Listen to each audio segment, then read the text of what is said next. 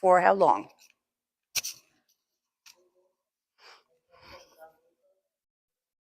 And you studied Zogchen.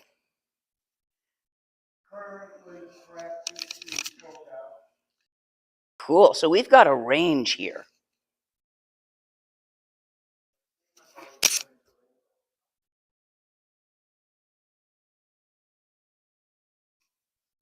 You've had the short introduction through substances. Cool. Okay. Hi, guys out there. We're trying to decide exactly how to present Dzogchen tonight with the different range of experience we have here, from never tasted it before to strongly advanced practitioners.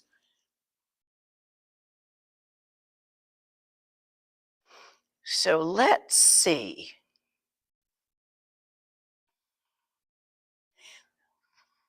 Okay. Oh, that's what happened.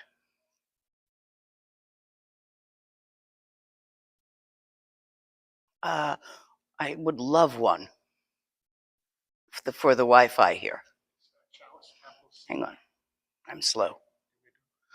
Well, let's just wait till it finds the network. Not yet. Oh, here. Now you can do it for me.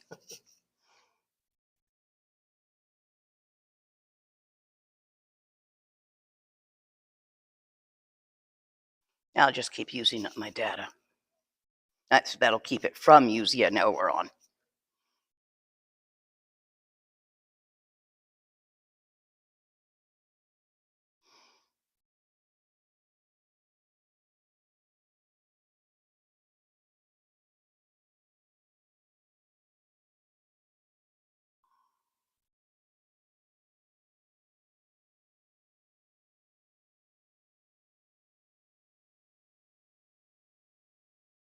We're going to start with spirit offerings. I need 2 local people. I'll eat you. You're for my supper. I'm an excellent cook. There's one. And the guy in the hat's the other one. Okay.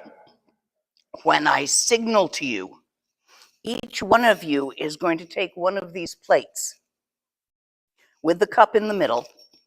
You're going to go downstairs and outside. You're going to look around to see where the land spirits are. You can recognize that spot by the fact that it will have more placeness than other spots. Like, you know, when you're a little kid and you play in the forest or the vacant lot and certain places get named? Because that, the old tree, now there's a lot of trees, but that particular tree got a name, I'll meet you at the old tree. Or the old fallen log. It's not the only log, but it's got a name. That's how you can tell if a little kid would name the place as somewhere they often played. It's land spirits. So you're going to look around in 2 different directions. Could be this way or that way. You take a look, which has the most liveliness, the most placedness.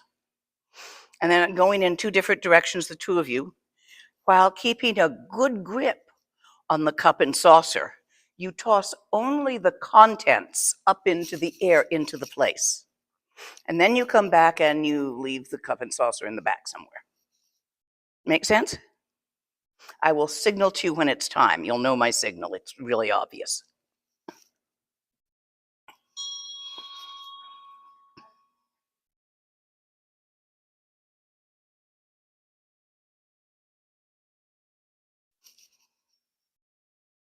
Tombala me sanje rimboche. Jopala me tamcho rimboche. Jumbala me gedun rimboche. Chabne kunjok sumla chopa.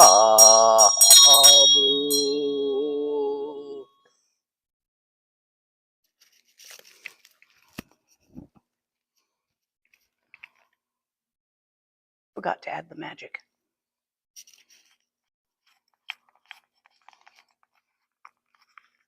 Ancient lineage magic grinder. You wouldn't know to look at it, but it is.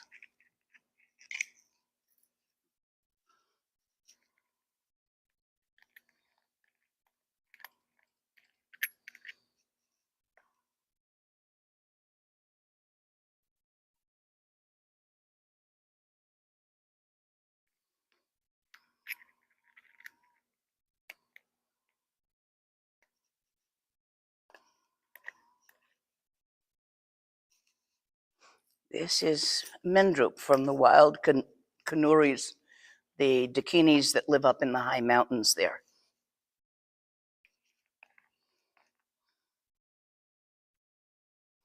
These are mani pills from His Holiness the Dalai Lama, who is an emanation of Chenrezig, for which the mantra is Om Mani Padme Hum. So when we mix the essence of openness, unfabricated and unformed, with the essence of bodhisattva, great-hearted open-mindedness, that's Zogchen, which was the teaching requested for tonight.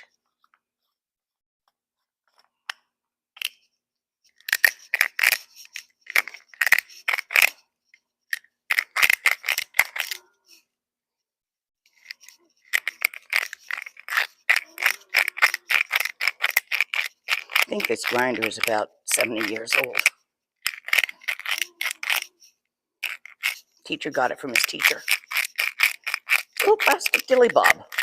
You just never know.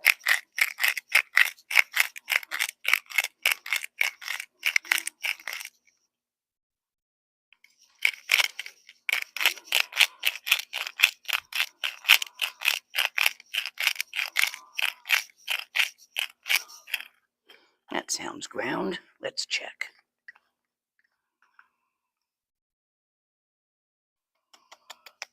Yes.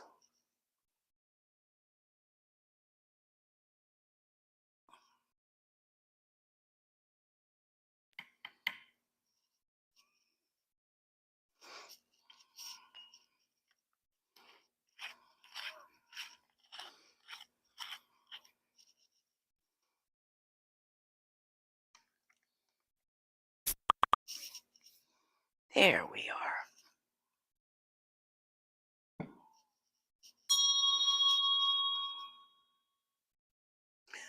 Tombala me sanje rimboche. Chopala ne tamcho rimboche. Rumbala me gedun rimboche. Shabne kunchok sumla chopabu.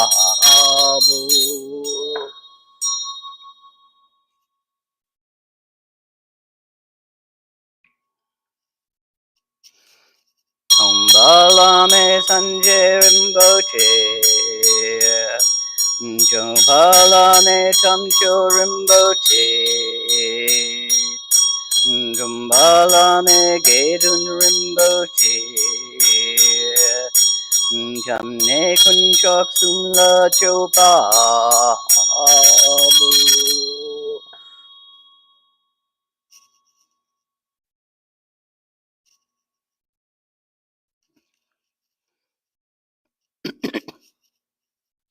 Tombala me sanje rimboche. Tombala me tamcho rimboche. Rumbala me gedun rimboche. Shabne kunchak sumla chopabu.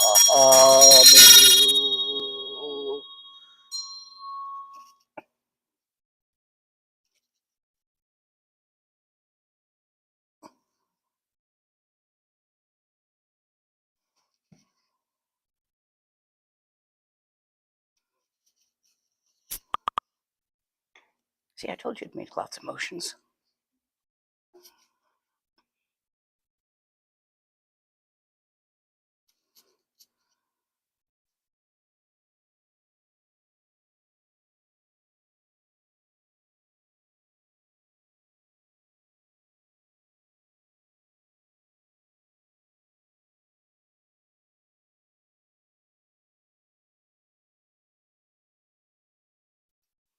You de ragne dak chorchela. Je je se pu chopu den way. Nam jorn la sundang drupo dang. Sanjay tenpa je petrin lejo. Chenam chu chang solwa de betu. Nakso gon la nepe sapso su. Ne no gulpan tapsu shiwa dang. Chudang trashi pilaway zedu.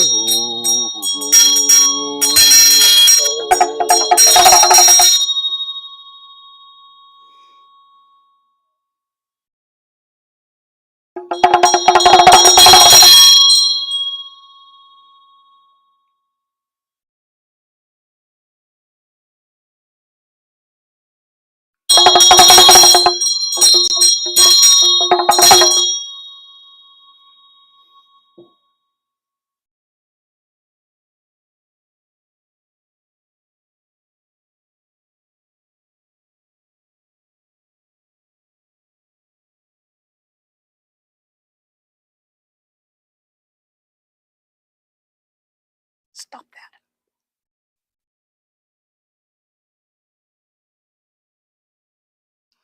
Chuku kunduzong bogombo ye.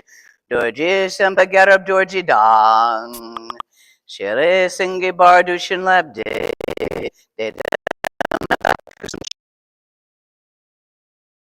Mala solo de. Ergin pema junela solo de. Dorji chang chitilo narudang. Marpa mila gompo tatapa. Na pupada dung palden drupa suk. Kagulama namla solo deb.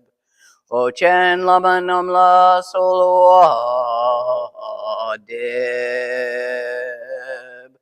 Druchen lama namla solo deb. Kaginwari lama namla solo deb. Shakya lama namla solo deb. Nyandu da yundrun lama namla solo deb. Alkondu jong dang yerme pa. Gon garab dorji shin tragpa. Jeti dang nisume pai. Palamanam chitinde chang.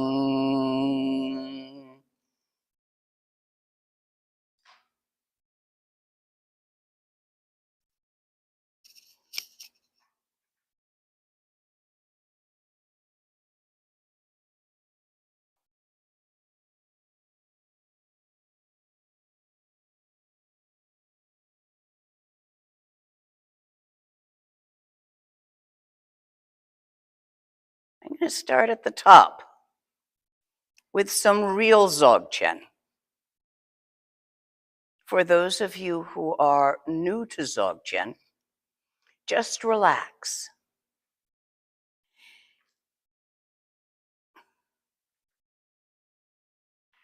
Let's try an exercise first that's going to help this actually be understandable. Everybody say the words either or. Now blow it into your closed fists. Throw it away.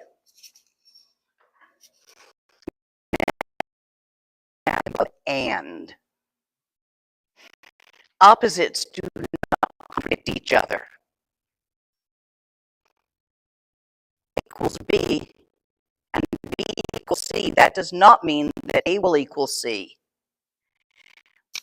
or that A equals B even, or rather that B equals A even. So everything you learned about algebra, it's only true in algebra. It's not true in Dzogchen. So you have to put down the algebraic linearness of your understanding. And all it is either this or that for Dzogchen to go in. That's the trick to it.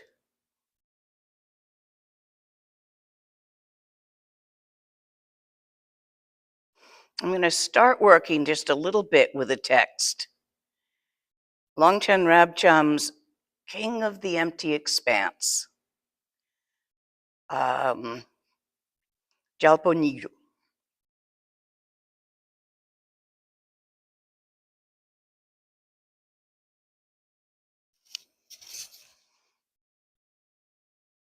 At one time, the following was heard by the state within the state, the indivisible totality of the bodies, voices, minds, and qualities, the activities of all Buddhas of the 3 times, past, present, and future, and the 10 directions. This way, that's 2, 3, 4, 5, 6, 7, 8, 9, 10.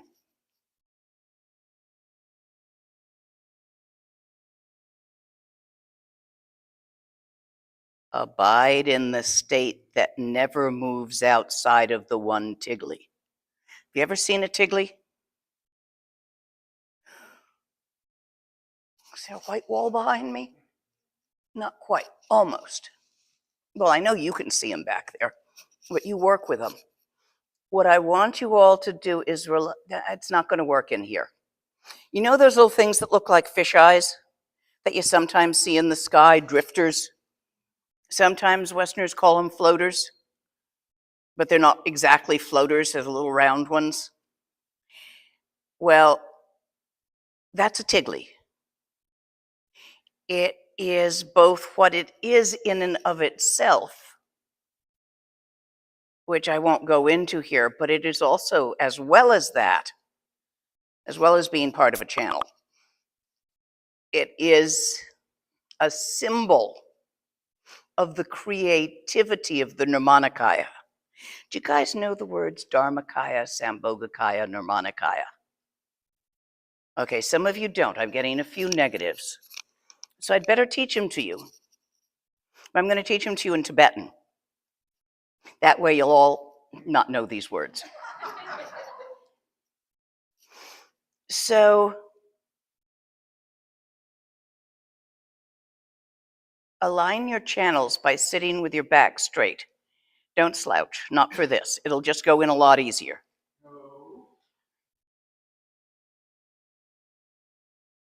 Leave your teeth apart, don't clench them. Your lips slightly apart too. Now, your attention tends to follow the line of your gaze. So if you turn your head to the left, you will begin paying attention to things to your left. You are not capable of turning your head to the right and not paying attention to things to the right. See that? So your eyeballs, your attention will follow your eyeballs. So you're going to do a very unusual thing with your eyeballs in order to take your attention off habitual point focus from beginningless time, with a few little gaps before you develop it as an infant. You have looked at things, letters in reading, the toy you're playing with before you read, the tree, the car, the friend. You always have your eye focus focused on something when you're awake. And even in dreams, you look at this and that you dream of. you also have your attention focused on things.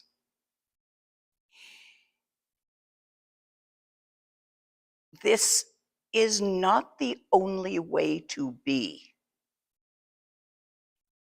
However, until someone points it out to you, you will probably not notice that there is a way to be other than paying attention to stuff around you, or the thoughts in your mind, the fantasy you're having, but it's still stuff.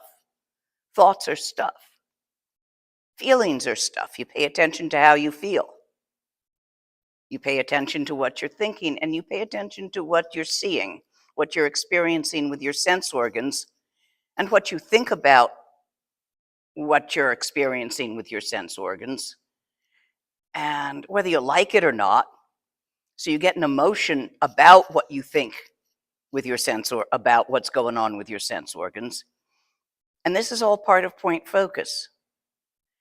And until it is brought to your attention, whether through drugs, psychedelics, unusual experiences, or having someone say, hey, look over there, there's something else possible, you will not imagine that there is another way to be. How many of you are bilingual? So if you will notice, in one of the languages, you can think some things that you can't think in the other language, and vice versa. You cannot explain either a car engine or a nuclear reactor in Tibetan. And many of the things I want to tell you about, Tibetans didn't have wheels, hadn't invented the wheel yet, or stairs, out in the wilds of Kham, where all the great yogis come from. So there are things they can tell you about that makes English a little hard, and that's one of the things I'm trying to tell you about. So forgive me if I may use some words that are unfamiliar to you. With your eyes, look at a point in the empty space 2 meters in front of the end of your nose. Now, let go of the point. There are little muscles that control your lens of your eyeball. Try to relax them.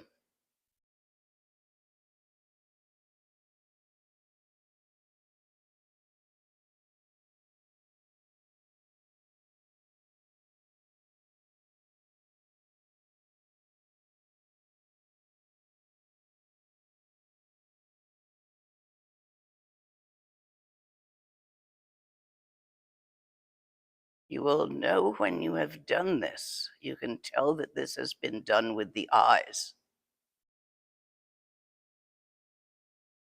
When peripheral vision,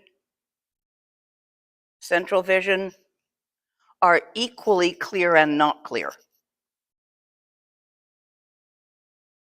Some of you may experience a brightening of the ambient light, because when you relax the lens of the eyes, very often the diameter of the pupil relaxes, the iris. And so it dilates a little and things look brighter. No, it's not clear light. It's simply you've taken your focus off your eyeball, off point focus with your eyes. Now relax. Whatever thoughts arise in your mind, pay them no never mind. See if you can open your attention from its habitual point focus on thoughts to a wide open awareness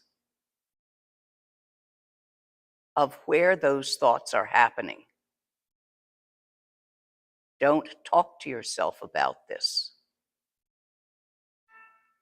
Someone somewhere told you it was your brain. Someone else somewhere else told you it was your heart. And if you studied Chinese medicine, you've been told it's your liver.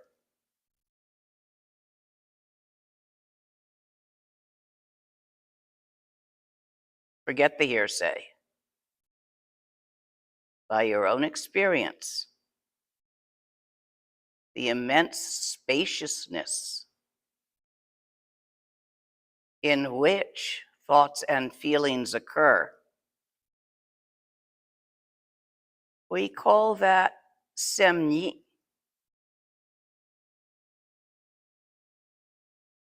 Sometimes we call it tawa. It is not the name, that's just a handle stuck on with sticky glue so that we can talk about it. Personally, I've been known to call it George. Doesn't matter. But notice, without talking to yourself about it, leave those thoughts do whatever they will. Sometimes it helps to put your thoughts in free association, so you think bear, fire hydrant, basketball hoop, teapot, cloud, oak tree, microphone, drum, and so on and so forth, fork.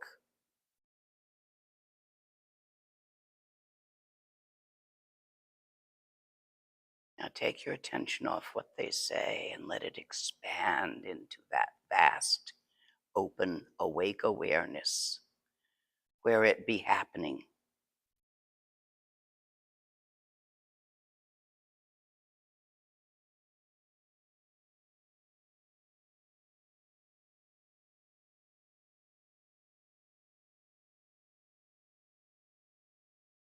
Sem is the name of that. Tawa is the experience of that.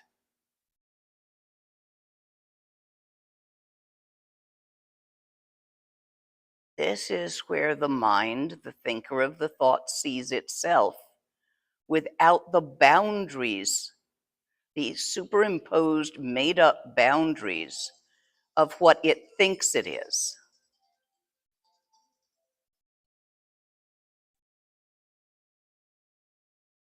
Sounds, colors, textures occur. Do not bother with them. Thoughts occur about the sounds, colors, and textures that are sensed with the 6 sense organs. Do not bother with them. Relax. Relax your eyes, the orifice of the lens. Relax your orifice of attention so it is no longer caught in thises and that's, ises and isn'ts.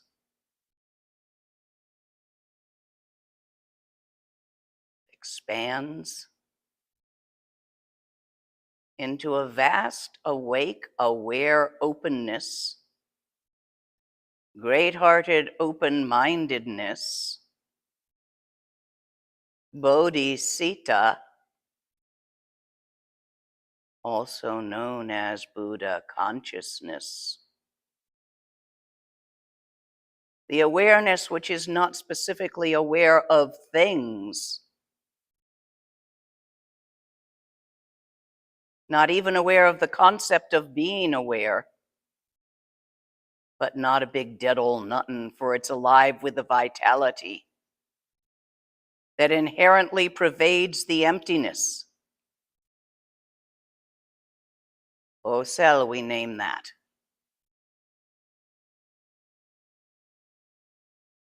That clear light, transparent light nature that pervades the vast spaciousness of mind itself is actually the awake awareness of that, the vitality of life force of that.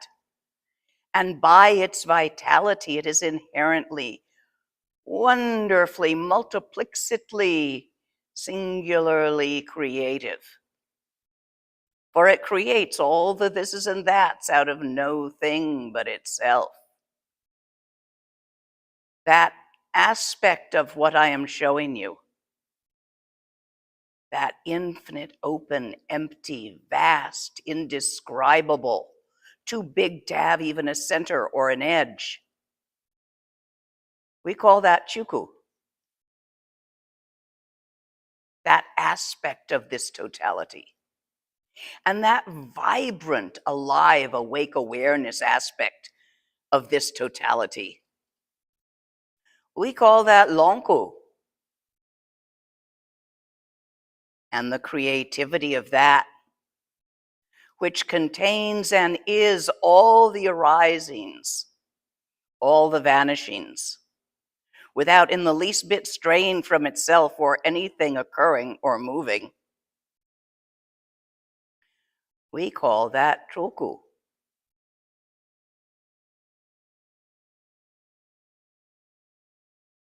Do you see? They're not separate things, chuku, lonku, and troku.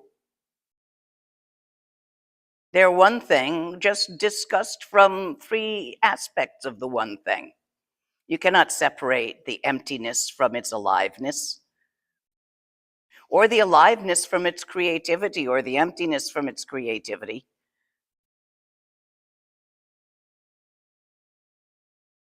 This is chuni, the one thing, all of it. Now, that was a lot of words to learn. Chuni, literally, great Dharma, beyond the beyond. Chuku, Dharmakaya.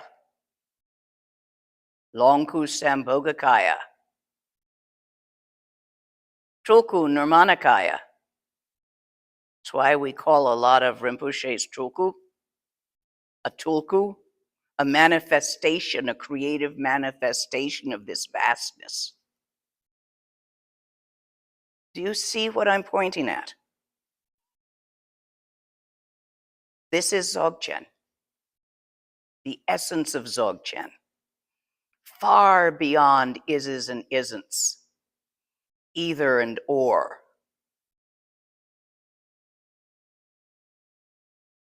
Do you have any questions? This is the time for your creativity to manifest without separating itself from the infinite vastness, for it is merely a symptom of the vitality of that.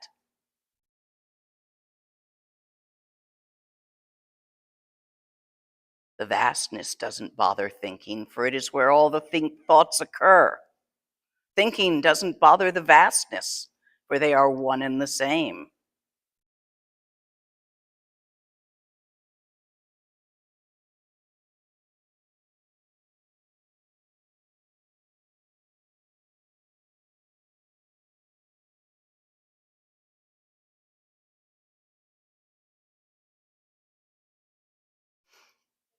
Nirmanakaya. Nirmanakaya.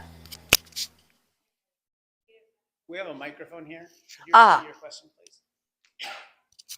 I just asked if you would mind re-explaining tulku, you said? So you've seen lamas that are called tulkus. Yes, ma'am. All that means is that they are a creative manifestation of the all. They're called tulkus, it's polite. Supposedly they've been reincarnating in a row and doing the same thing every life for a while, so they're really good at it. Because yeah, if you do something for several lives in a row, you get really good at it. Practice. So actually, you're all tulkus. That was going to Everybody's be a my tulku. question. Isn't that all of us? Yes, it is, absolutely. There's just those who are politely called tulku as a, it's like all women are dakinis. Some pretty young ones are politely called dakini as a compliment, and some old ones who teach are called dakini as a compliment. But really, all women are dakinis, all men are dakas. except it doesn't quite divide down that gender thing because that's not a division. So everybody has Daka and Dakini energy within them. And in fact, that is the energy of Tulku, Nirmanakaya. Yes. Can you give her the microphone? I would like a volunteer to run the microphone back and forth so he can stay with the computer. You got it. Keep it, pass it around. Hi. The question is, when we become distracted throughout the day and in our lives, when we use point focus to accomplish tasks, what is an easy way to remember? When you fall back into focus, Yes. create a new habit.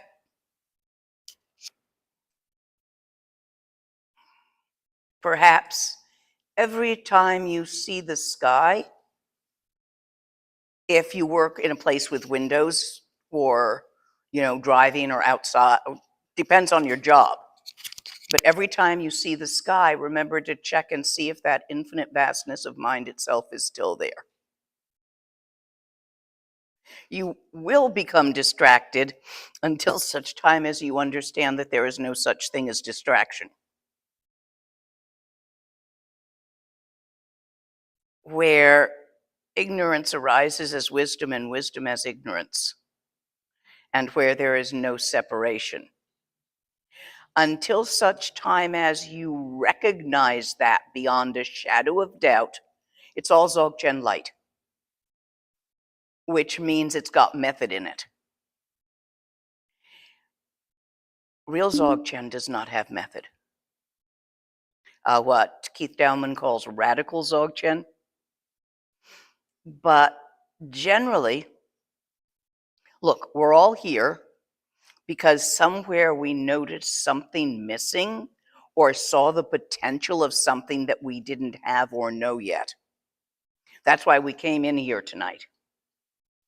We'd had a glimpse that there could be another way of being, thinking something, or we wondered if there could, or we'd heard a story that there could. If you were satisfied, you wouldn't have come here. So we all are experiencing that inherent angst of dissatisfaction, which is the symptom of being caught in confusion. For as long as you experience dissatisfaction,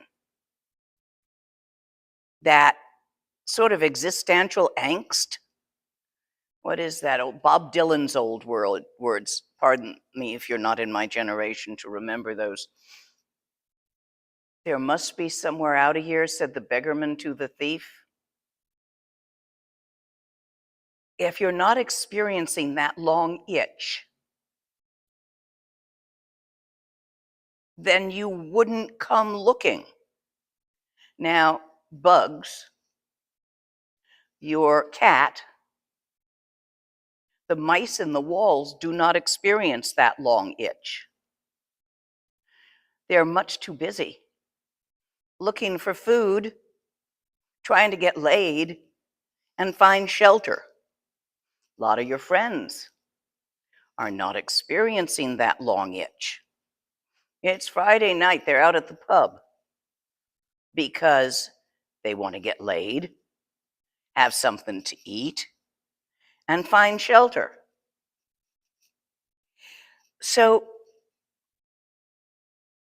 those who experience that long itch, you know what I'm talking about. You've all had it. There must be something more to this. This can't be all there is. That is the symptom of precious human rebirth, of full human experience. It's one of the main symptoms.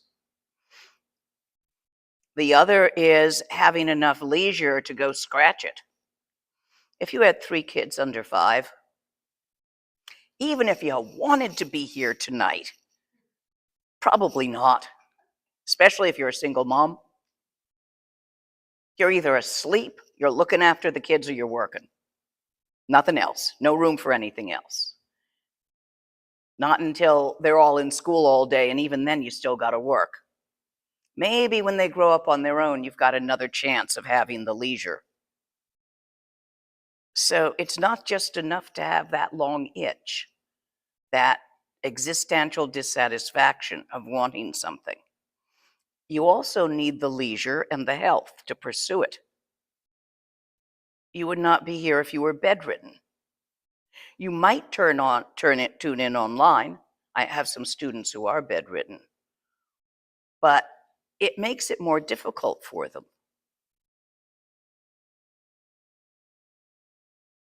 If you were in Afghanistan, Russia,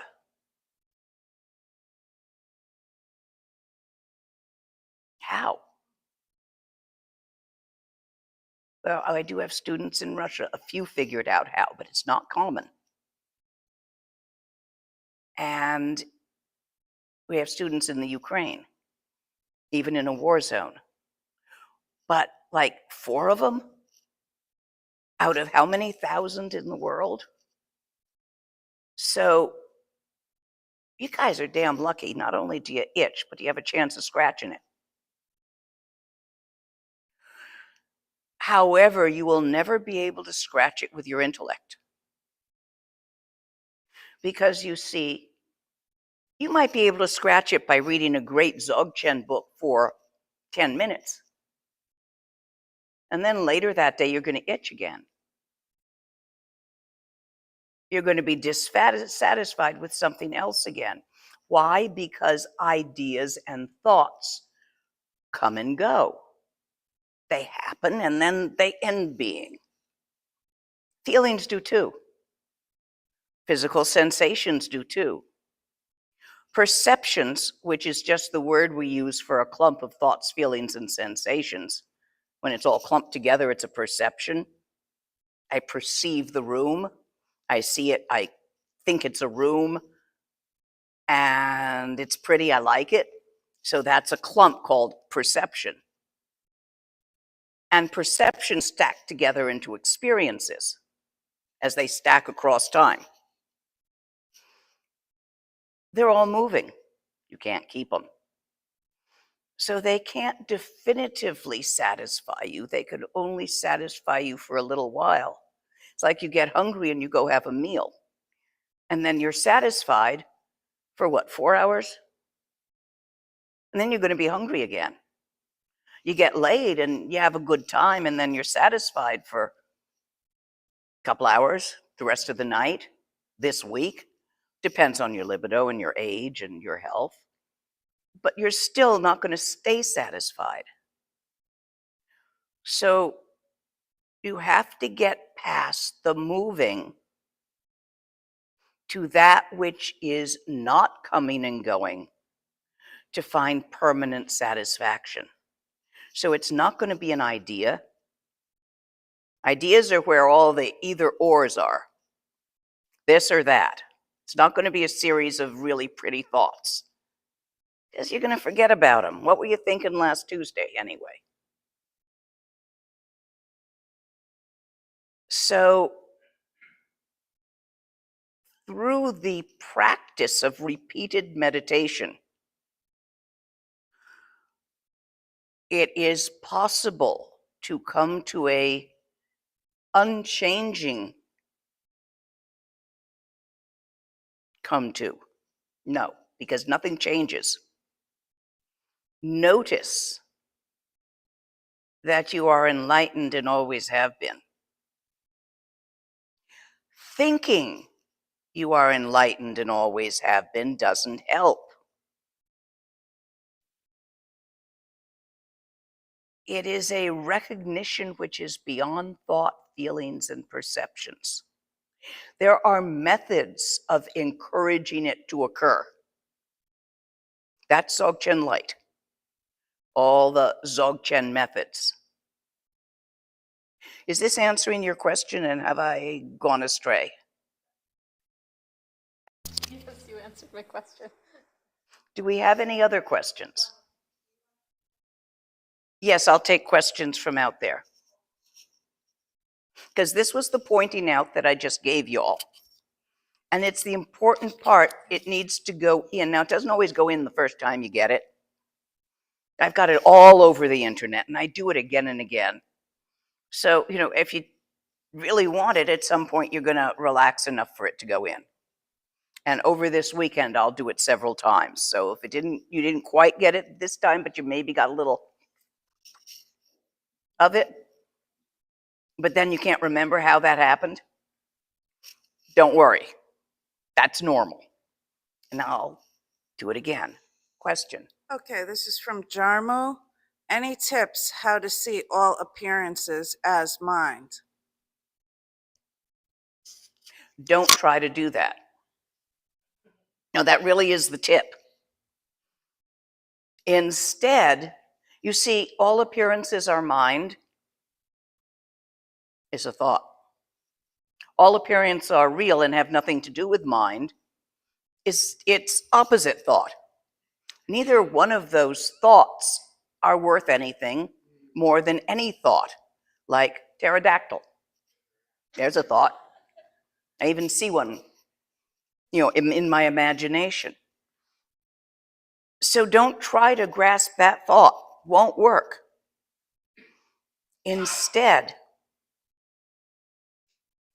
recognize Semnyi, big mind, open awareness, and notice it frequently. That's all you have to do. But don't think about it. Next question. Okay. How can I meditate with my ADHD having me anxious when I can't sit still for too long? Gotcha. I would like you to meditate while dancing. I'm going to give you a nundro. This will work for those of you whose ADHD manifests physically. Like you need to move.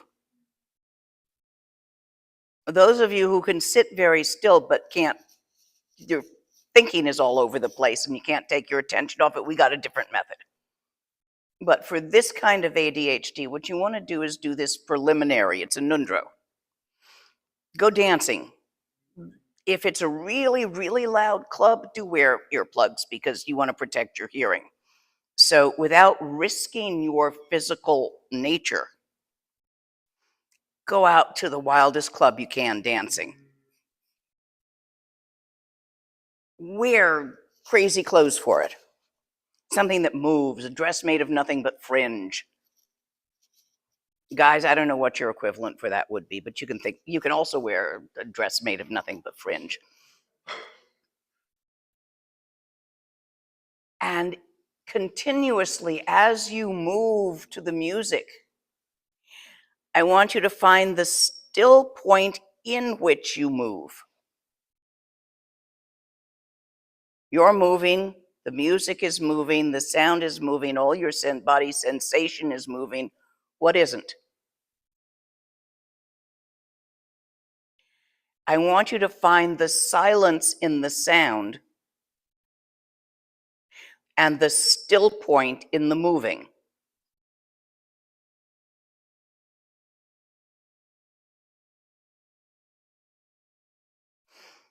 That's for physical ADHD. Does anyone want me to go on about the more mental one where you actually can hold still, but you can't hold your... So the eye gaze is going to be the most important thing to you. Find a place where you can see the sky by looking straight ahead. Are we near the coast? Okay, but not easily. Tall building? A cafe on a rooftop? Got a rooftop cafe in this town? Might work. Try there. If it's high enough, you're going to be able to sort of see the sky directly. Find a straight back chair to sit in so that you can sit in the Maitreya position. If you don't know what that is, look up ergonomic office chair online. It's the same position. And find a chair that fits you that way, even if you have to bring a little footstool or a cushion to sit on or a cushion for your feet. Do whatever you have to order so you can stay there a while.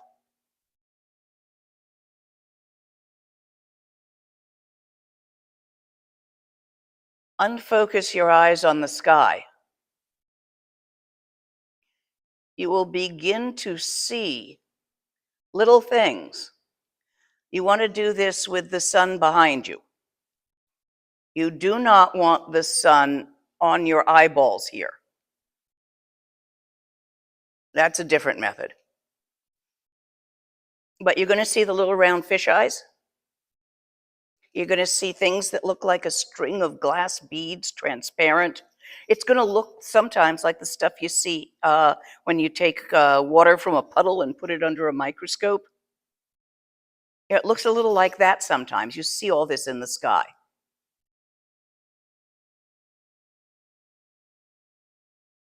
When the little round ones, especially, the fairly large little round ones, sometimes called floaters in English, when they stop moving, you're not thinking. Your thoughts have settled. Now, you can't hold them still. The more you try to hold them still, the faster they're going to run. So what you want to do is notice a few of those. Think about them if you have to. And just keep relaxing into the sky gaze. If you normally think in words, see if you can shift it into pictures.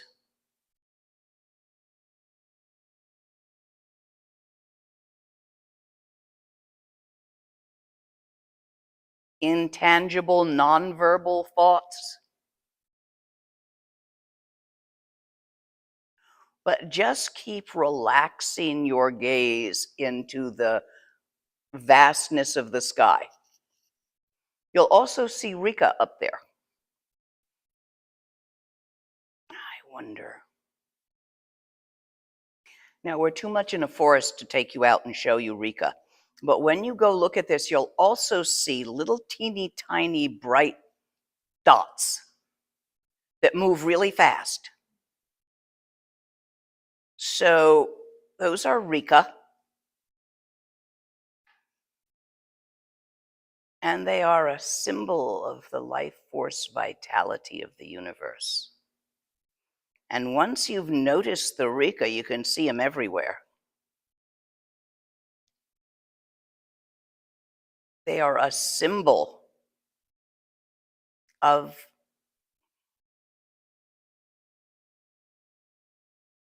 an analogy. It is as if the sky was the infinite open vastness of mind. The Rika was the life force essence of that. And you know how if you haven't slept for a few days, you sort of see television on a white wall? Also, certain drugs do that. So just as that happens, the analogy is the sky to the Dharmakaya, Chuku. The little Rika in the sky as the life force, Nirmanakaya, Lonku, and the patterns that you can create in the Rika with your own mind. All manifestation of phenomena, Truku. Analogy. So when you've got mental ADHD, that just resting it on the sky again and again. The other trick is to settle the chi in your channels by taking a deep breath in through your nose and blowing it out slowly through your mouth like this.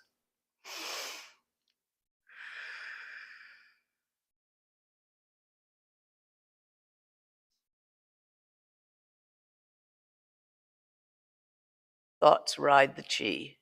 By doing that, the chi settles in the channels and the thoughts slow down. Hopefully these two methods for working with ADHD are helpful. I'm talking about the form of ADHD with these two methods which scatter, not the form that overconcentrates on a point, that overpoints focus. That's different. Other questions? There's two more. Lama, explain please. In Tawa, thought dissolves, mind is all, and we become Tawa. But at death, why does mind rise, leaving the body through the crown? It is not actually mind that rises, leaving the body through the crown. It's the chi of the vitality. It's the pattern that rises. Mind does not move. It is stillness in Mahamudra. Tawa doesn't come and go. So there's two words for mind, semni, which is big mind or real mind, and sem, which is the channel pattern of your personality.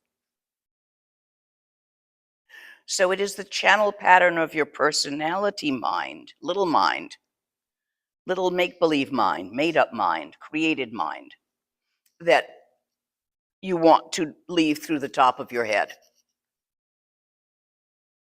One more. When I relax, I keep trying to see the empty vastness instead of being it. Is it something you can see? You cannot see it with your eyes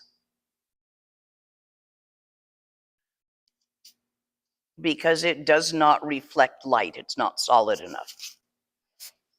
Because it is alive, however, you can feel it with your yi.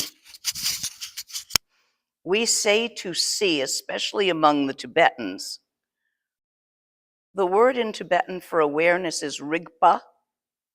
Rig is the verb to see, like in I see the drum.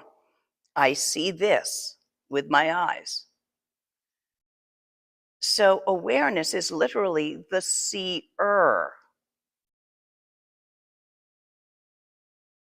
that which stares out from behind your own eyes.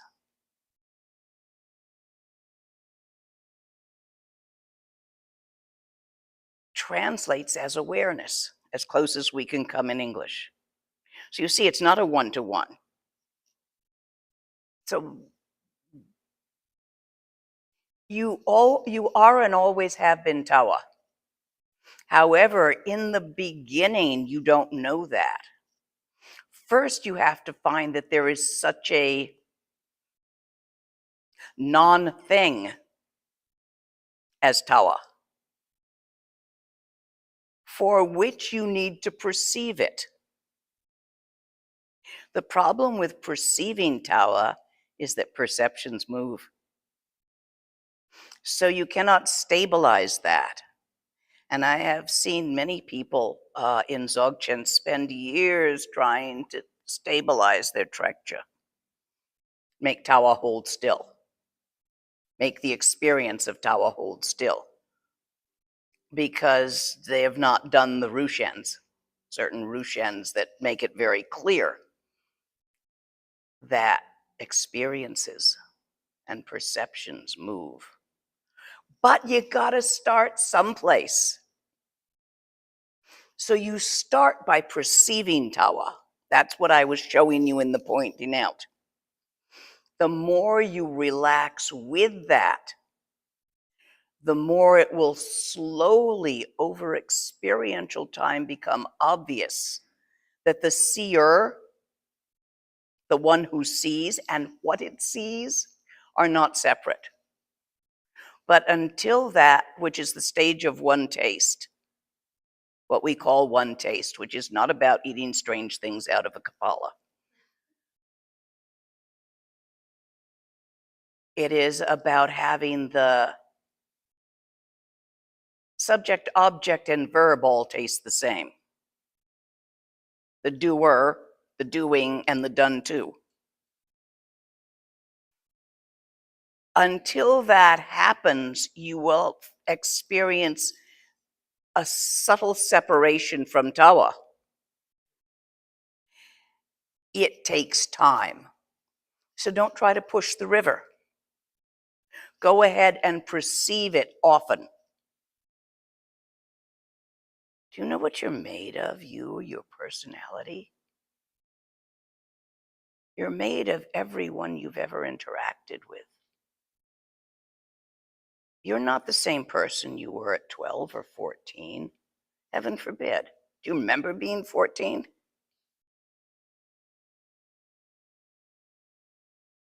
Fucking homicidal maniac I was. So you change by having experiences. You have all sorts of experiences between then and now. You fall in love, you fall out of love, you get in fights, you read books, you see movies, you hear music, and all of this subtly over time changes you. Your interactions with other life forms, if you watch a movie, you're interacting with the director and the writing group and the actors. It's an interaction. Yes, you bought your ticket to the movie or you subscribed to the thing online. They got paid. That's changing them too. We are made of our experiences. So you begin by experiencing Tawa as a perception, because an experience is just a clump of perceptions. That changes you. Just like every other experience since you were born has, and also in your past life. Who you were in your past life, it causes who you are now to some extent, but other things have changed you. Let's say you were one gender in your past life and you're a different gender in this life. It may take you a little while to make the adjustment, or you may decide not to make the adjustment and go to the trouble of shifting back to what you used to be because it feels homey. Doesn't matter. You're still going to change. If you choose to shift, now you're an outlaw. That's going to change you. How society relates to you, the fears, the things that could happen, the laws around here and there. It's changing you again. Read the news, hell, that changes you. Everybody frets about the news because it's designed, that's the algorithm. Make you fret, then you'll click.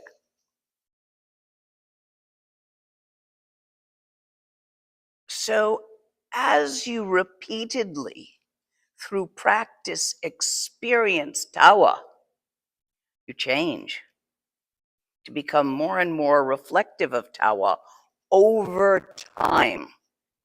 Don't push the river, just do the practice. Other questions here? Yes.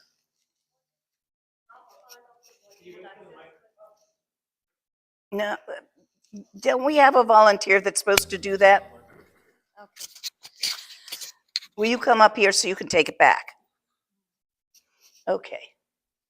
So when you say relax the body, I experience half of my body relaxes, which is on the left side, but I always perceive that the right side always remains tight, like the muscles and the nerves always, I perceive them as tight. Try a good massage. It helps for short time.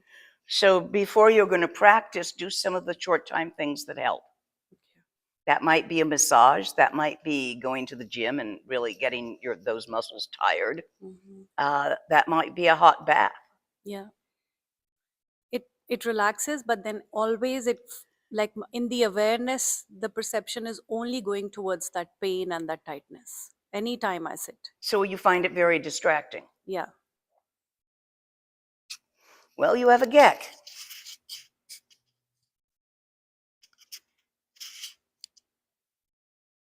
Okay, there are Western ways to deal with it and Asian ways to deal with it. Western methods, you would try rolling. What's that psychopositional try somatic body work.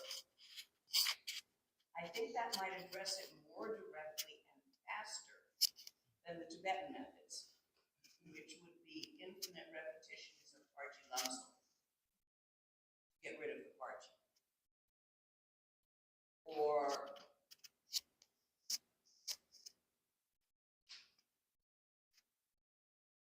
now I would even try NPR and see what trauma goes. I think that's going to be faster. The Tibetan methods require vast amounts of time and repetition. I know what started it all, like, you know. So if you go for EMDR, then you can clear the glitch. That's a method. Okay. But if this is causing you a hindrance, go fix it. Thank you. Who else has a question? Over here.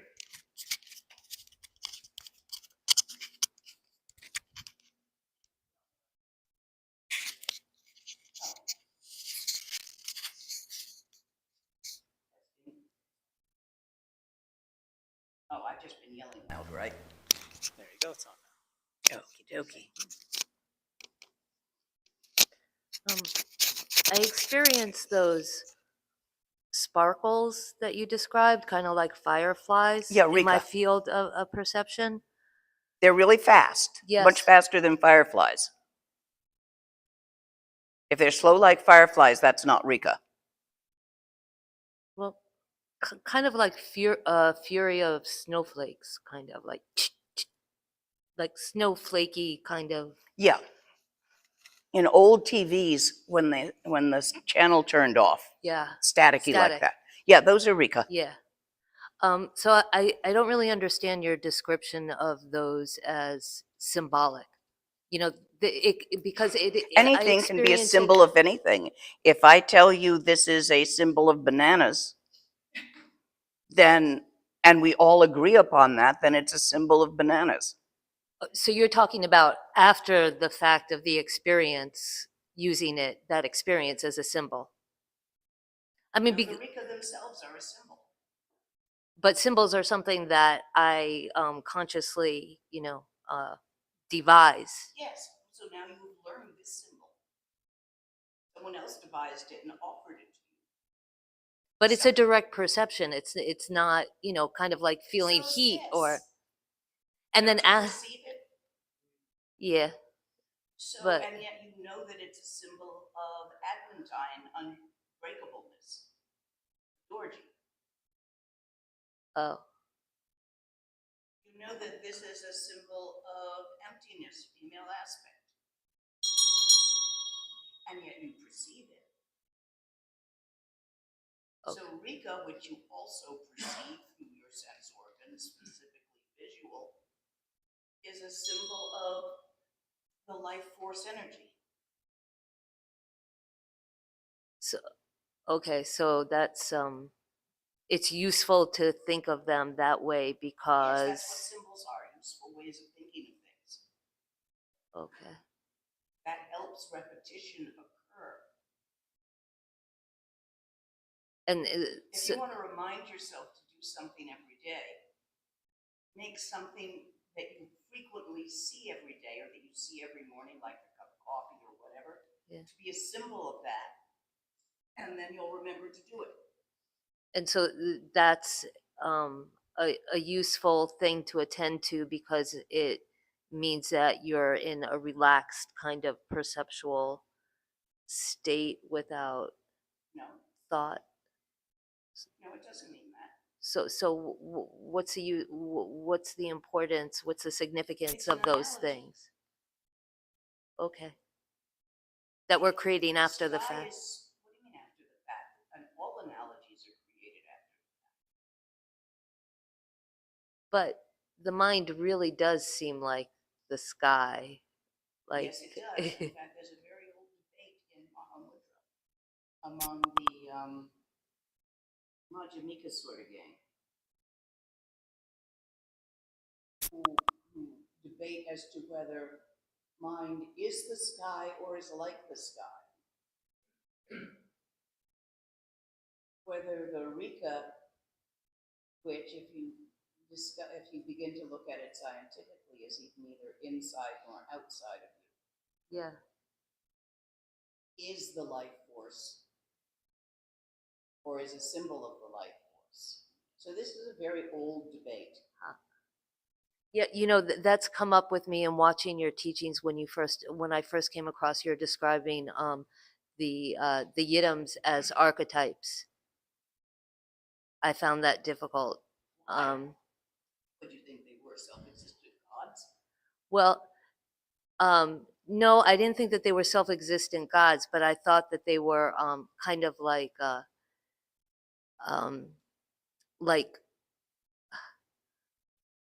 they were patterns of vitality, of life force that were actually really there. Like They're really there. Experience, you know, the vibe of.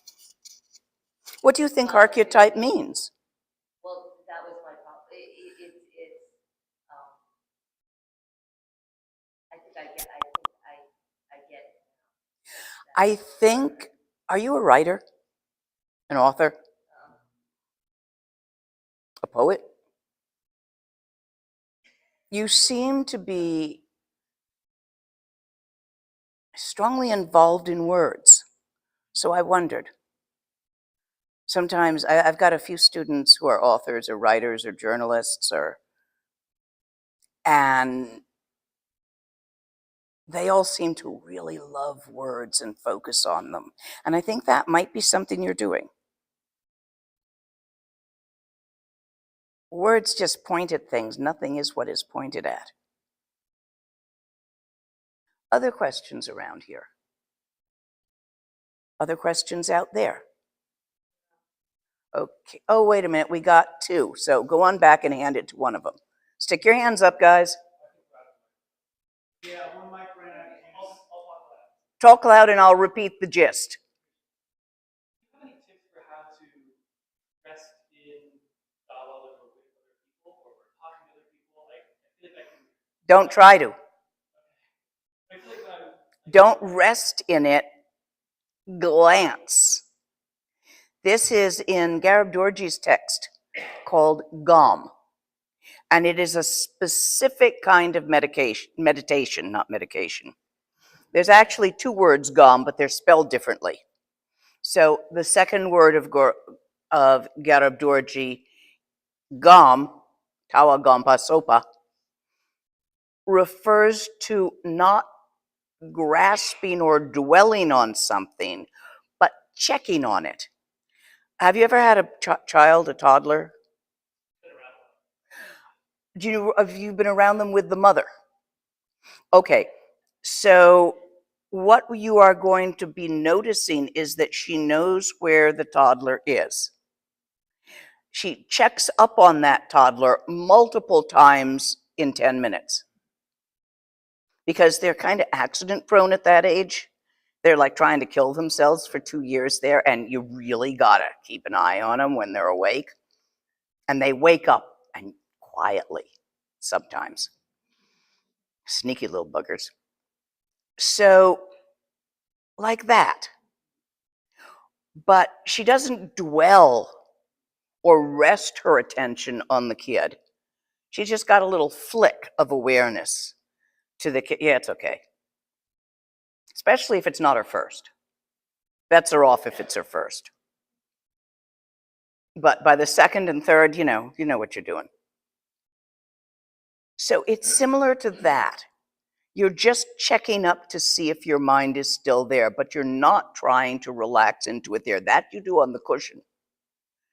When your practice is divided between on and off the cushion, which it should be for almost everybody who's been successfully doing it on the cushion for at least 6 months. It should be coming off the cushion as well now. Takes about 6 months up to that. Sometimes longer. It took me several years, but I'm slow.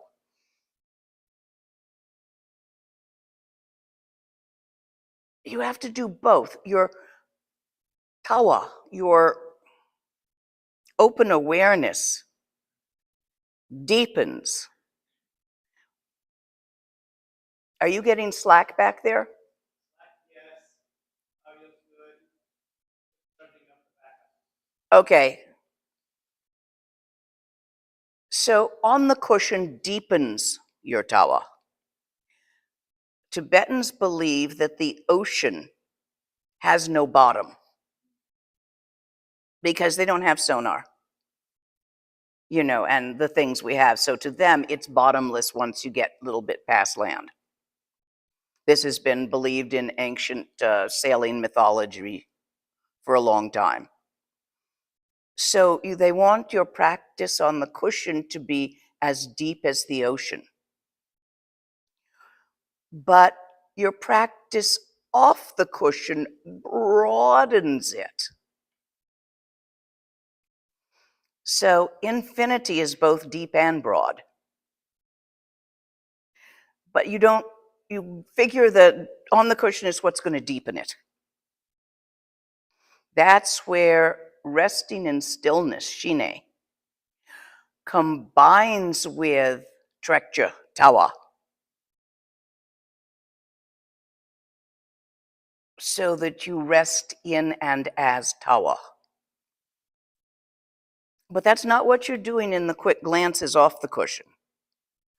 You're just making sure that nothing happened to tawa since you last looked.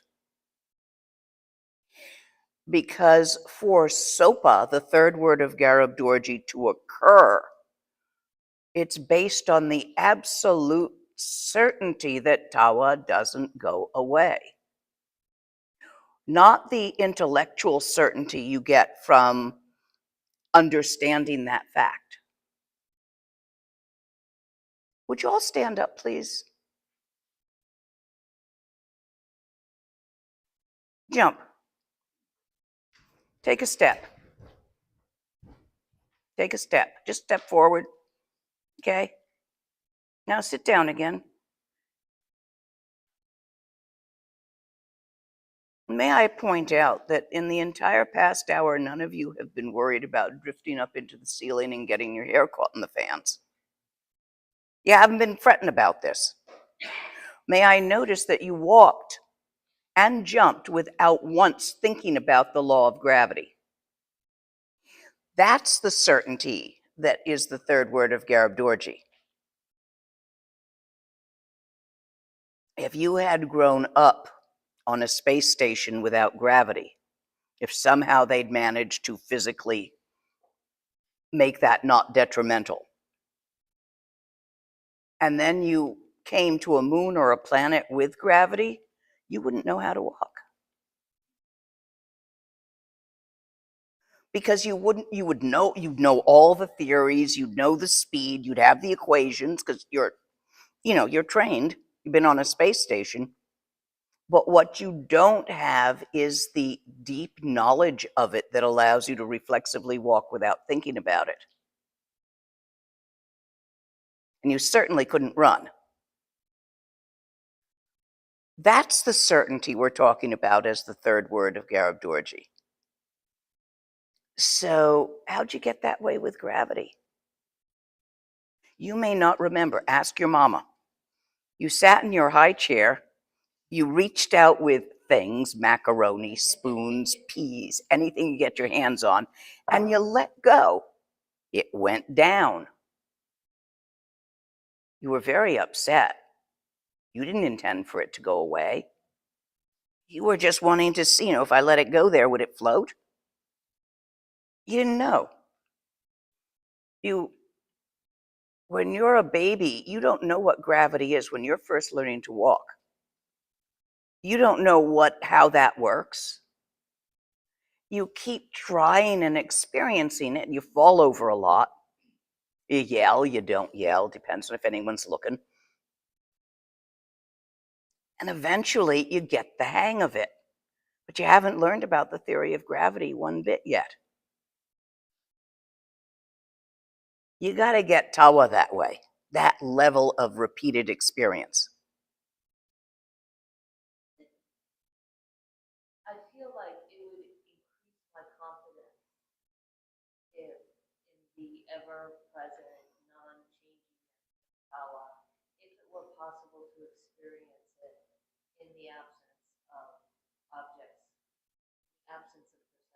But you can't.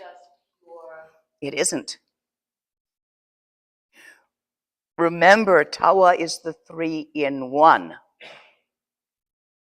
She asked if she thought it would be easier or work better for her, help her confidence, if she could see Tawa without perceptions, just like that.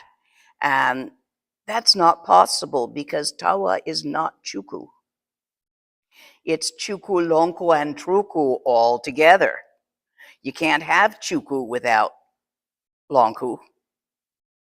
What about deep sleep? I mean, if I could remember, isn't that kind of but I don't remember. Mind is always creating.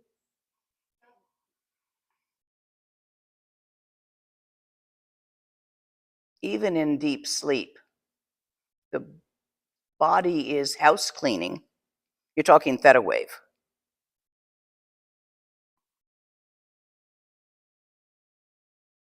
But there's stuff going on. There's movement, which is phenomena. Your blood's still going around. Phenomena. You might not be experiencing all of it, but you are. Even in death, experience continues.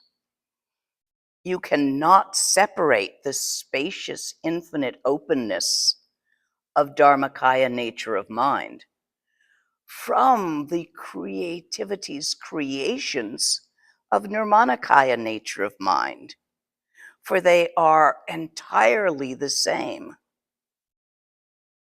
Svabhavakaya is the word in Sanskrit. Chuni, real Dharma, or big Dharma, or totality of it.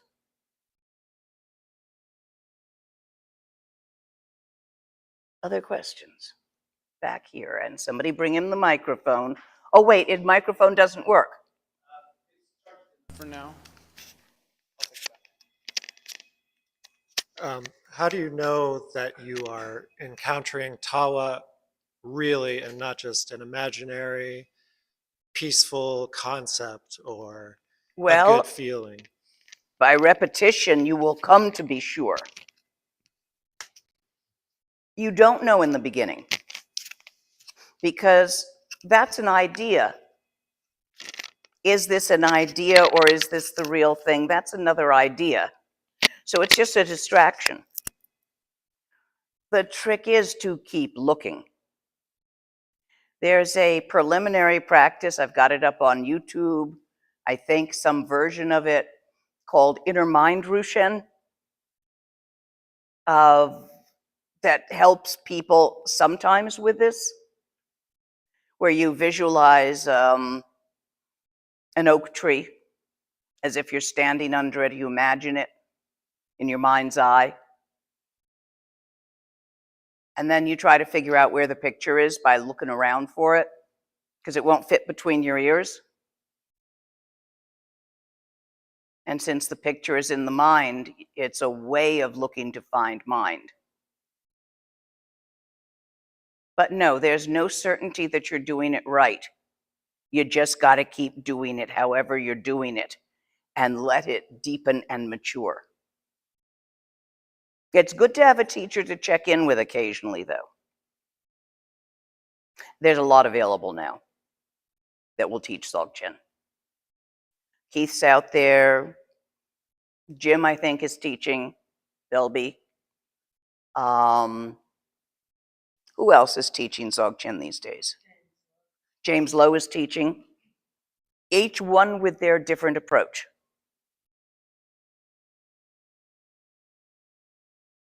Other questions before?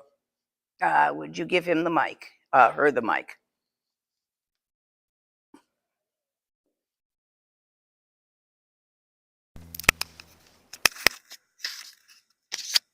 I was wondering, could you talk about the practice of mandala offering?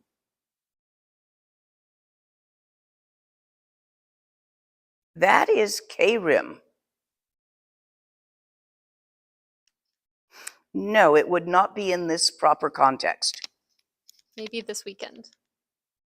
Maybe this weekend? This what is requested is Zogchen. Mandala offering is K-Rim. Okay. Path of accumulation. It's a valid path where you accumulate sonam, gewa, in order to have the luck to be able to practice effectively. Mandala offering is a very effective practice towards that. And it is a good preliminary for Dzogchen because to do it right, you have to shake your Western worldview. You think the world is round. But again and again, you are repetitively perceiving it otherwise in order to do mandala offerings. So that's good for you. A good exercise towards the practice of Dzogchen. You see, belief systems, your favorite ones, interfere with perceiving Dzogchen.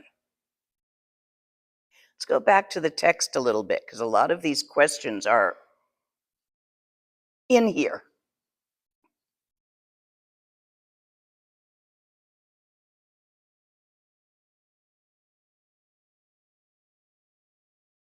The indivisible totality of the three jewels, the three times, remain identical. All of this, we say three jewels, we say three times or even four times, remain identical in the dimension of equality.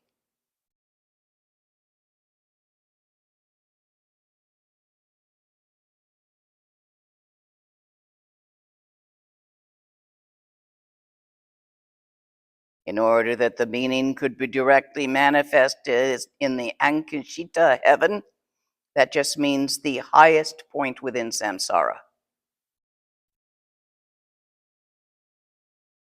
Inseparable from the base of the three realms. You can't separate the peak and the bottom of the crevice. For both, in a dream, when you're at night and you're dreaming, and you dream of a tall mountain, and you're at the bottom of it, and then you go to the top of it, did you go anywhere? I think you're still in your bed. That's what this is pointing at. The melodious roar completely communicated the state of the King of the Infinite Expanse, this text. The expanse of awareness of Rigpa, of Semni, of big mind, also known as Tawa. This is the expanse we're talking about. But it's bigger than you think it is. And it does not exclude samsara. If you grab nirvana and you try to throw away samsara, you're going to miss the whole point. They are extremes. Middle way. It's one piece of paper with writing on one side and blank on the other. The writing side is samsara, the blank side is nirvana. You cannot separate them. It's a piece of paper, singularly.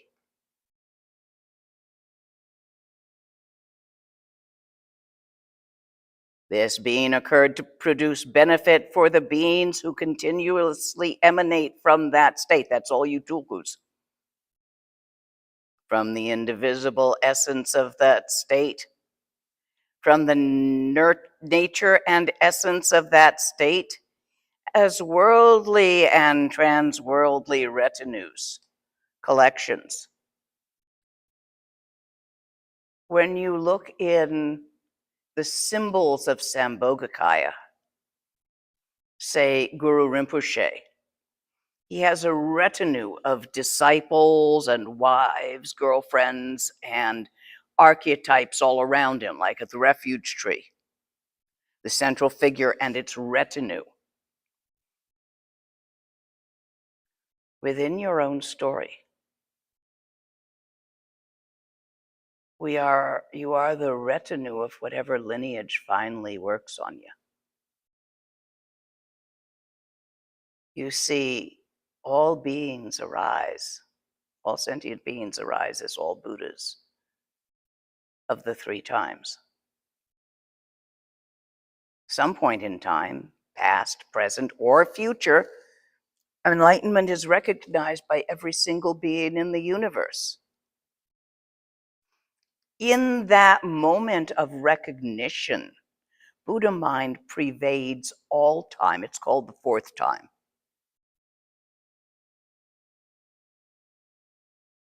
And just as however far you travel in a dream, you're still in your bed, the 10 directions are only thoughts.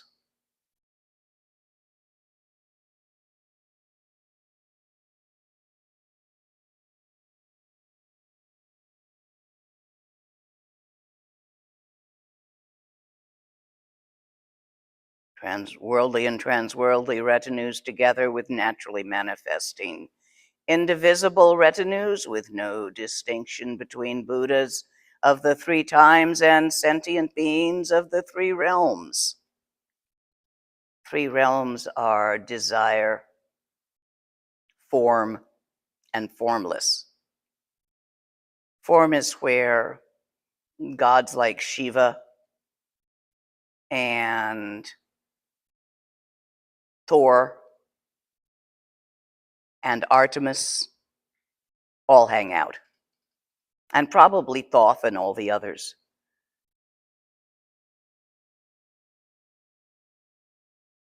That's realm of form. No, that some of them are realm of desire. If they fight over stuff, it's realm of desire.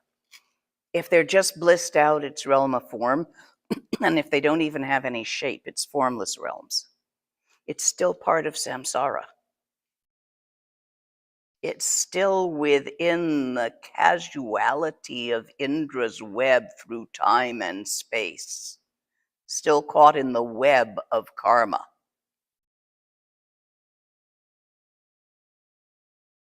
Still caught in either ors.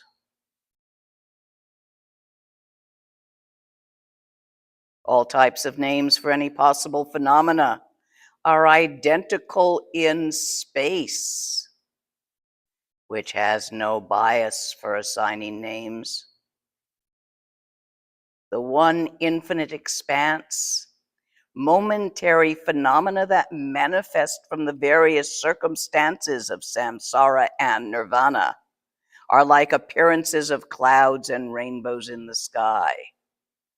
Self-arising rigpa, awareness, is unobstructed, unflawed, unlimited, natural presence in space.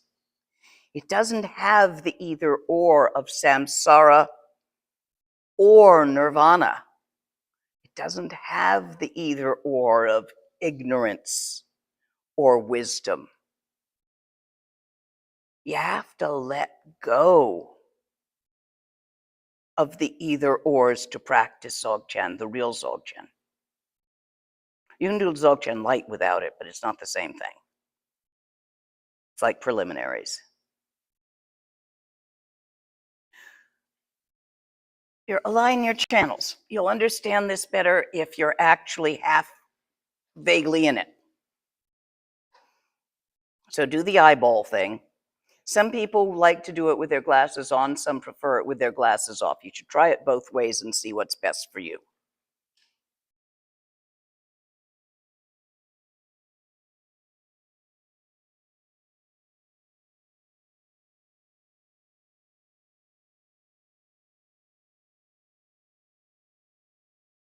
If you notice any particular tensions in your body, go ahead and relax them.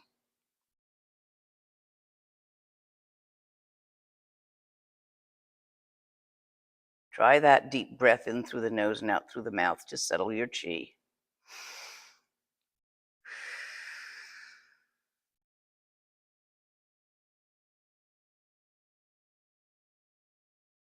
Relax your point focus. Let go of your thoughts. Don't shove them away. Don't try to make them stop. Just leave them alone. Pay them no never mind.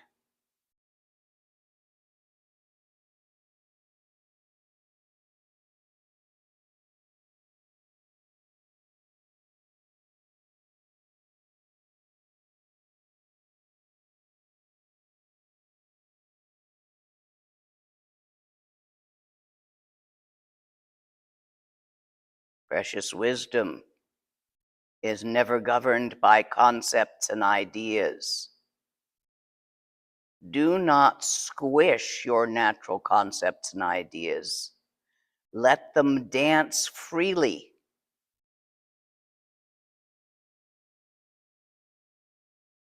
When a rodent is trapped in your house, it will be a problem.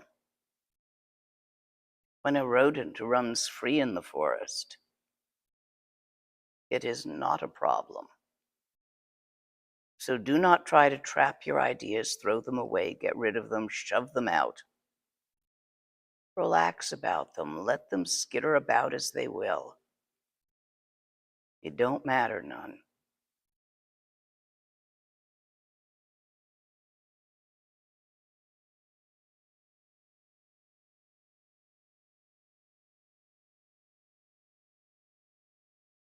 Nothing that appears has an essence of reality.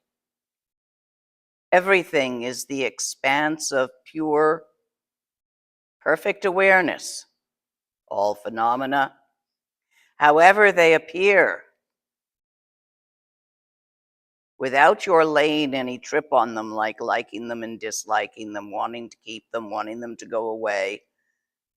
Don't lay a trip on phenomena. Leave it alone. Let it do its thing.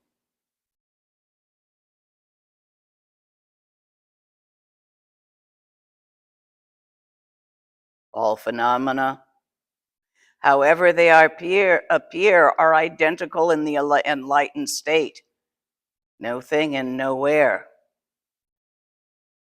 Whether they appear as the mandalas of the victorious Sugatas, the victorious Buddhas, or as the samsaric phenomena that blossom through mistaken ideas dominated by ignorance and confusion.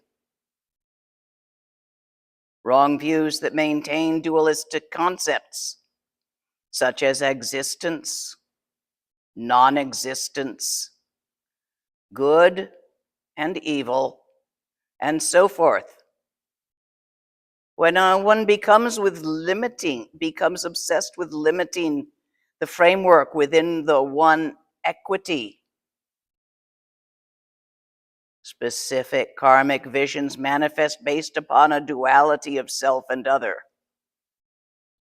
When you start separating things as either ors, me or you, this or that, here or there, samsara or nirvana, enlightenment or ignorance, when you start making all those either ors, you create a base of duality. You make those out of thoughts and ideas. Your feelings, ride them. Sometimes they ride a feeling, like you wake up in a bad mood and then all the negative thoughts ride it. So you can't disentangle thoughts and feelings.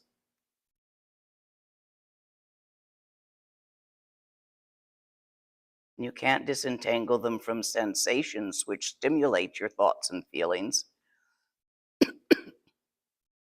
which is the play of karma, which perpetuates itself continuously by acting upon your thoughts and feelings.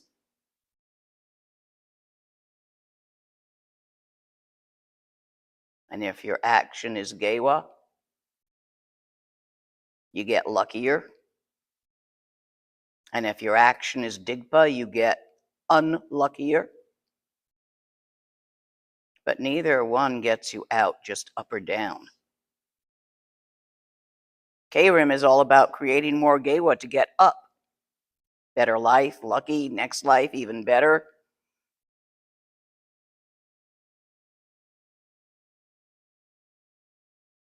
It is not possible to create enough gewa to step beyond in and out.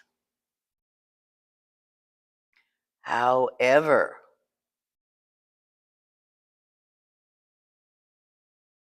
most of us would probably have a nice time getting there.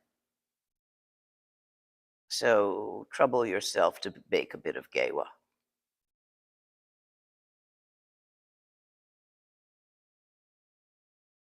Most of us would like to encounter the opportunity for someone to point beyond the beyond in such a way that we can follow it in a language we speak, at a time when we are able to listen.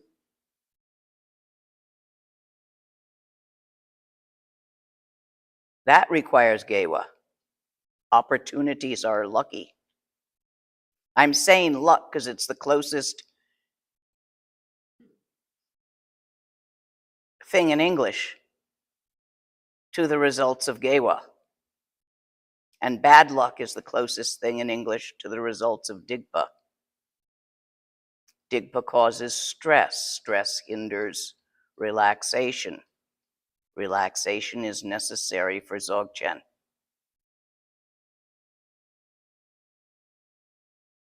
But all it gets you is the opportunity without physical or emotional hindrances to block it, such as a cramp on one side of your body or a chronic pain that inevitably distracts you.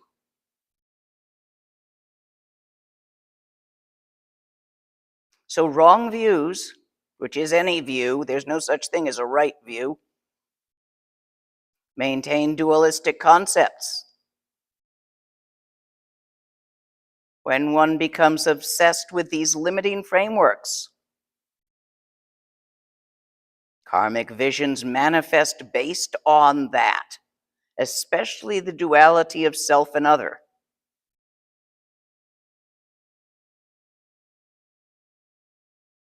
The mind continually invents phenomena where there is no thing. Bodily perceptions reinforce attachments, and so on.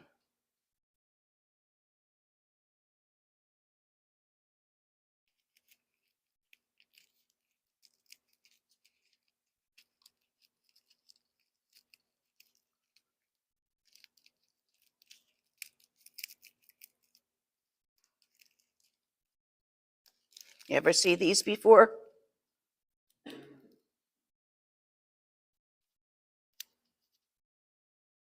You can't pull out. You gotta relax it to get out.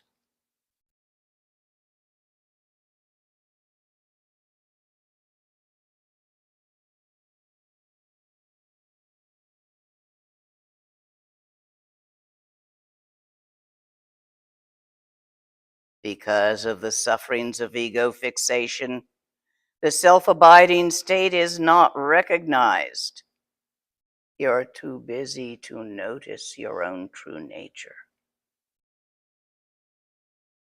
Entertainments will distract you. You want to play a video game, read a book, eat some food, some chocolate, have a glass of beer. Man, it is amazing how much we are capable of distracting ourselves from relaxing in openness and going and playing with some kind of point focus. Have you not noticed how much you do that? So here for tonight,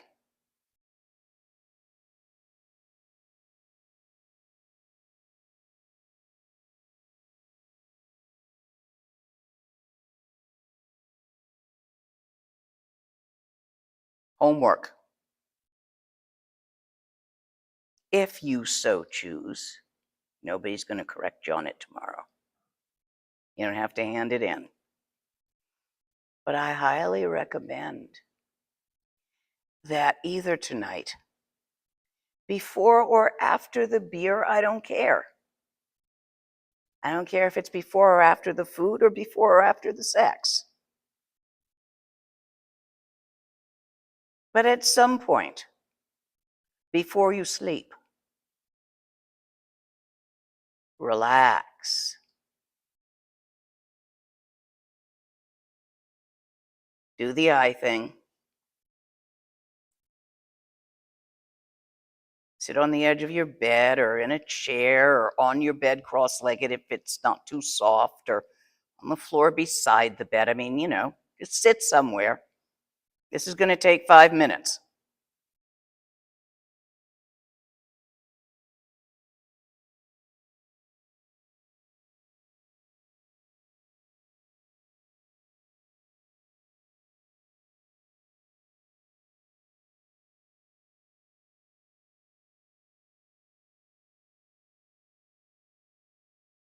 And gently open your attention so it's not point focused on your thoughts or your body sensations or your feelings.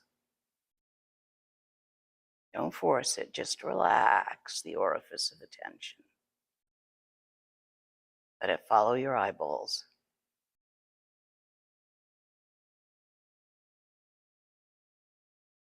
Just sit there like that for about 5 minutes without making anything special out of it. Tomorrow, before you speak, anyone have a toddler? Okay, so you may not manage this before you speak. It's okay. Do it after you've dealt with the kid. Before you open social media, before you touch your telephone. Okay, you can poke it to turn off the alarm if you were using one. But that's it. You can't look at it. Sit then before you're all the way back from sleep. Sometimes it's easier. So try a session tonight and a session in the morning, and maybe another one before we meet on the cushion. If this is new to you, 5 minutes, not more. Unless you really feel like going a little longer. Who here is practicing Tokyo? I need to meet with you privately. Only for like 5 or 10 minutes. We'll find a time.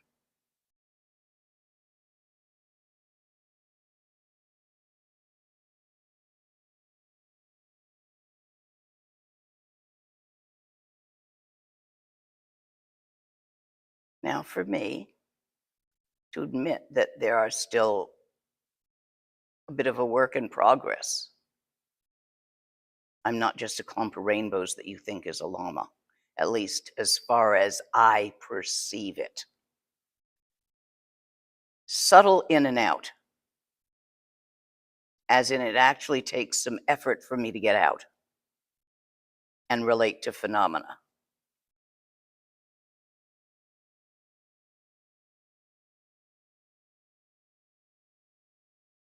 Which it is time I should be doing, isn't it? Are there any questions about how to first?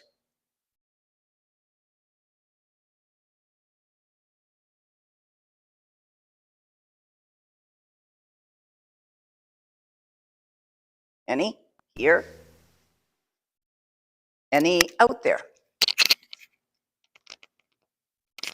We have one in the back.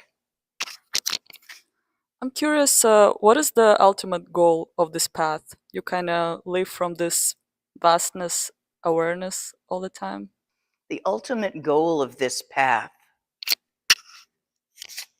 is the total enlightenment of all life, of all sentient beings. You see, for most of us, samsara hurts. Friends die. Grief. You fall off a ladder, pain. You experience the 5 poisons, anger, jealousy, lust, and loneliness. Anger is part of fear. Avarice and dissatisfaction, depression and exhaustion and overwhelmedness. For all beings to be free of the suffering of this, the pain of it, is the goal of this practice. Bodhisattva, great-hearted open-heartedness, the love that is the insubstantial wiring of the 4 times and 10 directions that holds the whole thing together, the pattern, is truly empty in emptiness. But until all beings directly recognize their own true nature, they hurt. To do something about that is the goal of this practice. You know, they say in the airplanes, put your own oxygen mask on first. So you really can't help anyone else without danger of doing that, you know, that old white man's burden thing. You know those stories? Like trying to help the Native Americans in a cold winter by giving them secondhand blankets that had been donated after smallpox. Oops. Making Native Hawaiians in that climate wear covering of their whole body leads to illness and skin rashes. Climates like this at the height of summer, maybe even more so. So many errors are made by dragging little old ladies across the street, whether they want to or not, by trying to help people by forcing them to enter into your own belief systems, that you can't really effectively help anyone until you have seen what and where freedom is. In Zogchen, I cannot point out your own true nature to you unless I can see it. Now, can I? How else would I know where to point at it? If I couldn't see your own nature, your own true nature, just as it is, how could I possibly point it out to you? Conversely, it is your own nature, the totality of your own self, that I'm pointing at. It would be wrong of me to conceal it from you and hold it secret from my side. That's why this stuff is self-secret. It's not my business not to tell you. Hell, it's your nature. It's your own true nature. Does that answer your question? Anything else here or elsewhere? We got some from out there, and we've got a new one in the back here after. Her first. You're over here already. Thank you. Okay, is this big Dharma different from Hindu Tantra? Is there something different from this, or are all things within this? I have not fully studied Hindu Tantra. What I have studied of it, and that was less than a year, maybe 3 to 6 months, that I lived as a sadhu and studied with the sadhus. I did not find anything except magic and power. That doesn't mean there wasn't. So I don't know. There is a rumor that the Shivites may have something similar to Zogchen. There is a rumor that somewhere over in maybe Georgia, there's an old Orthodox monastery that has a Christian version of Zogchen. The Cherokee, which was around here, have told me that they had, but it didn't survive the white men coming. They lost the line. We've worked together to try and bring it back.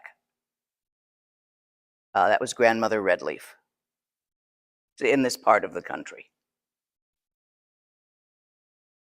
So there may well be at different times other lineages that go here.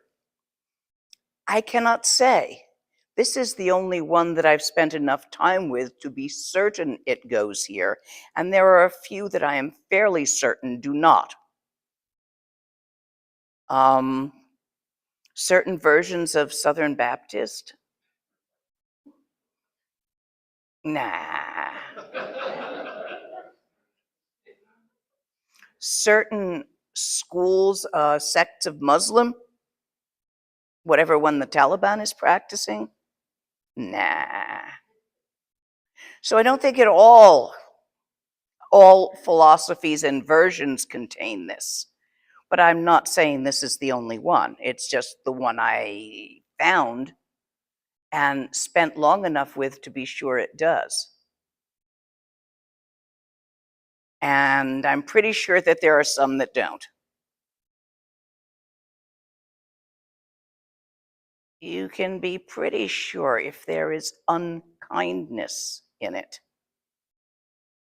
that it doesn't recognize the unity of life.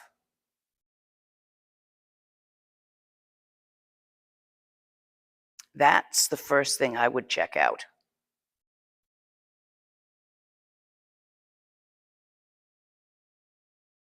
So I would consider it unkind to slit the throat of a goat for whatever reason, even ceremonially. I would consider it unkind, even if you're worried about hantavirus, to attempt to exterminate all the mice in the area rather than just get them the hell out of the house by one method or another.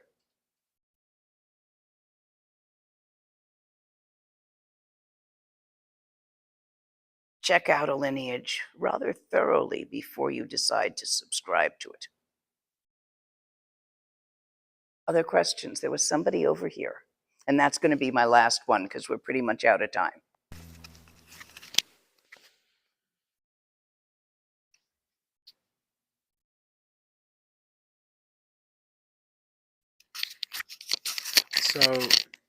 So how do I reach rainbow body? By stabilizing Trekcha and practicing Togel. Did you get the joke?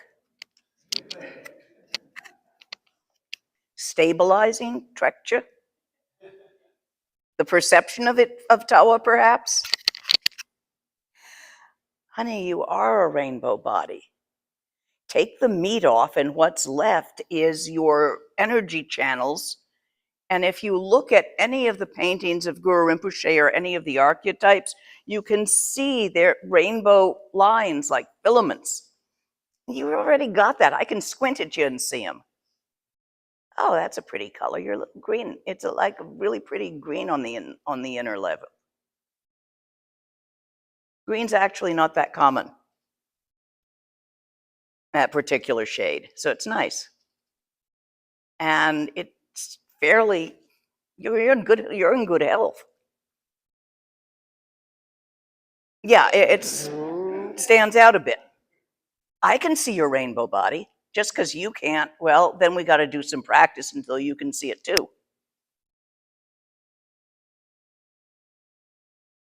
That's the best answer I can give you. Look, if you could get rainbow body and you didn't have it before, it would be impermanent, moving. Four turning minds, impermanence and death. Anything that has a beginning will have an end. Anything that's put together will come apart. Anything that's acquired will be lost. Basic rules of how the universe works, samsara. So if rainbow body were something permanent, which it is said to be, you could not achieve it, acquire it, or gain it. You would simply be able to recognize it. Stick around, I'll teach you how to see mine. It's right there. It's the trick with the eyes. I once got stuck. I was working security in the airport many years ago. Well, you got to earn a living. In between translating for Rinpoche, I would take jobs. And got a night shift. Bored silly. No planes are leaving. Nobody's going through. What is now TSA used to be private before 9/11. So I started experimenting, and there was this businessman who was stuck, missed his flight, and going to be stuck until, the 4 a.m. So I taught him to see these things. And I taught another security guard, and then the guy with the broom came by, and I taught him.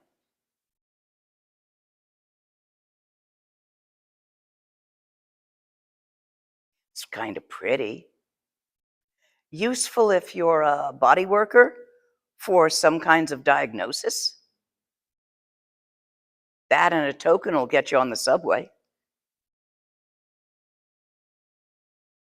It used to be that and 2 bits will get you on the subway, but I think the subway's $1 now. New Yorker. Anyway, I think we're complete for tonight. I'll see you guys tomorrow. Ge wandi nyur duda che chi sala go pa shu.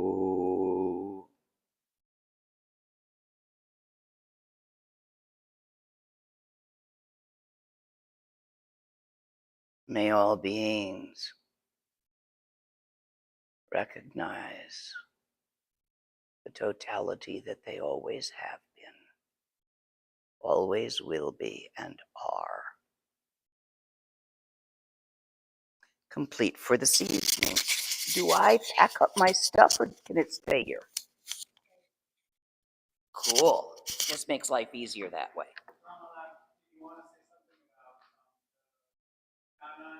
Oh, yes. If you were listening to this,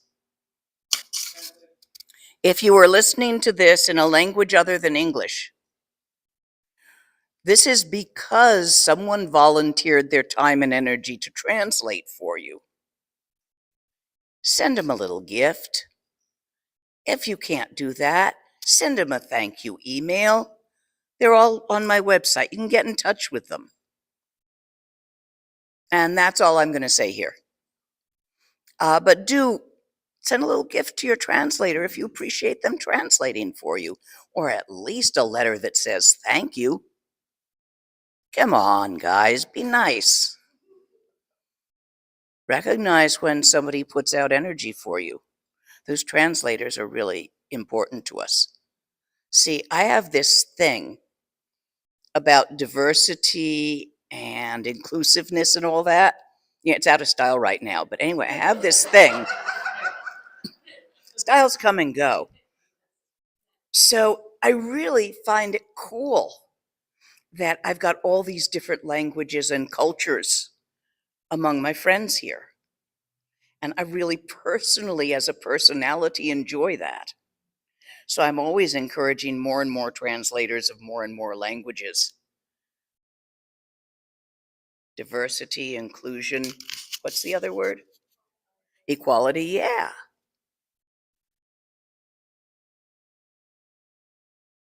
IDIC.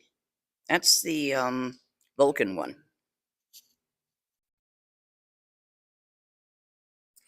Infinite diversity and infinite combination. It's a little fetish of mine. So, yeah, I know I'm old and I'm out of style these days. Don't worry, it'll come back in. All the clothes I used to wear when I was a kid have been in and out at least 3 times. So you can sign off. We're good.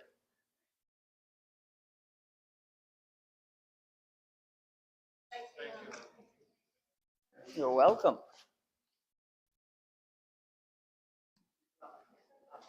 Yes. That should be at the end of the weekend unless someone isn't coming back. Sometimes, people have lives and they can't come back. They're working on the weekend. Then they would do it at the last one they're at. But probably the last one is not this one.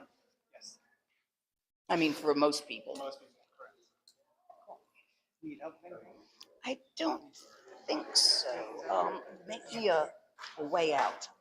That stays. To your right. To my right is the way out. Mama Lena, can we pack you some food to take back? Some snacks? Some No, I'm gonna be fine. Let's see if she's. Mind if I ask a question? No, not at all. Okay, I'm gonna ask it anyways. I don't know why I asked. It's just after you mentioned the rainbow, I could not stop not seeing light around you. Is that normal? Yeah. Is something else? Yeah, a lot of people see that. I just Don't kept worry about it. I seeing like see a one light around you too. Okay. I just want to mention that. I don't know if it was just me imagining because you mentioned that. No, I see one around you, so why shouldn't you see one around me? Remember, we're all Tulkus. Thank you so much. Checking. This is the one I have, and I threw the iPad in. That can stay.